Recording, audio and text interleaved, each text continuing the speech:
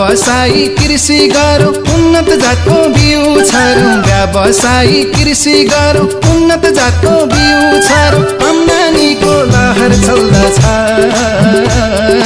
थोरै रोपे धेरै फल्दछ आम्दानीको लहर चल्दछ थोरै रोपे धेरै फल्दछ